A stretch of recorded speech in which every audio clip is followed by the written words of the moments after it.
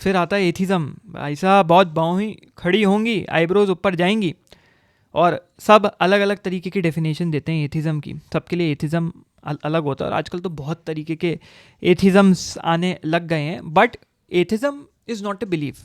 अगर बहुत simplistic term में हम तोड़ें, कॉम्प्लिकेटेड हो सकता है, आपकी डेफिनेशन अच्छी तो well and good. Atheism is not a belief but a lack of belief on what, on God, particularly the existence of God. अब यहाँ पे लोग आर्ग्यूमेंट ये देते हैं कि ये तो एक पैराडॉक्स हो गया। एथिस्ट कह रहे हैं कि they don't believe but they actually believe on a belief system which is atheism. मतलब तुम कह रहे हो you do not believe in the existence of God but still you are believing that you don't believe on God. तो ये तो भाई एक पैराडॉक्स हो गया।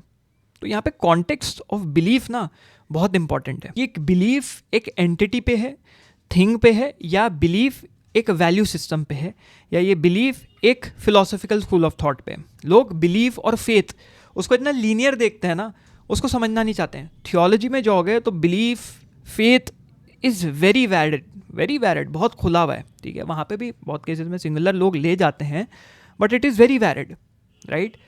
और उसमें अगर आप पर्सपेक्टिविज्म नहीं लाओगे ना तो दिक्कत हो जाएगी। अलग अलग एंगल से उस प्रॉब्लम को नहीं देखोगे ना, गलती हो जाएगी। तो यहाँ पे बिलीफ इज़ नॉट कि भाई ही डज़ नॉट बिलीव या ही बिलीव्स। बिलीफ का जैसे आइसबर्ग की बात करें ना, एक बिलीफ सिस्टम का भी आइसबर्ग बन सकता है। मैं ही उसके ऊपर 6 से 8 घंटे का लेक्चर पेल सकता हूँ, लेकिन वो इतना कॉम्प्लिकेटेड हो जाएगा कि आधे लोगों के बाउंसर जाएगा, which I don't want to do. और मैंने गालियाँ नहीं चाहता कि भाई ये क्या बोल गया, ये समझ में ही नहीं है हमारे, but this is what it is. जो थीस्ट हैं वो ये कहते हैं कि we believe in the existence of God. वो एक एसर्शन डालते हैं, वी एसर्ट कि there is the existence of God. How these are premises, हमारे प्रेमाइसेस ये हैं, और ये है हमारे उसके आर्ग्यूमेंट्स। आप इससे कंक्लूजन निकाल दें, ठीक है।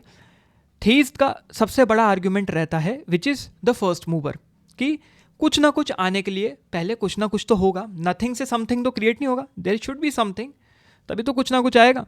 और पहली हम सब मूव कर रहे हैं, everything is moving around, so there should be an unmoved mover which is there, जो कभी नहीं मूव किया। तो ये सब मैंने लेक्चर्स में बनाया। थॉमस एक्विनास, रेने देकार्त, प्लेटो, ये लोग प्री सोक्रेटिक फिलोसफर्स, ये लोग अपने आर्ग्यूमेंट्स देते रहते थे। तो उस पर आप जाके देख सकते हैं, पूरा चैनल ही उसी पे। एथिस्ट का काम है उन एसर्शंस को रिजेक्ट करना। बहुत सारे रीजंस आते हैं, रीजनिंग से एक एसर्शन बनता है।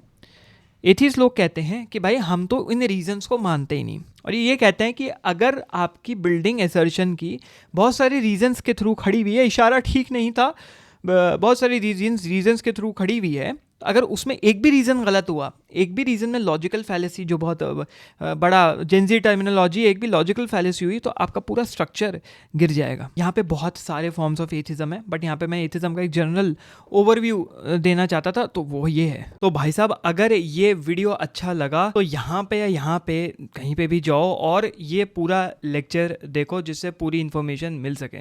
इंतज़ार क्या कर रहे हो, अभी जाओ।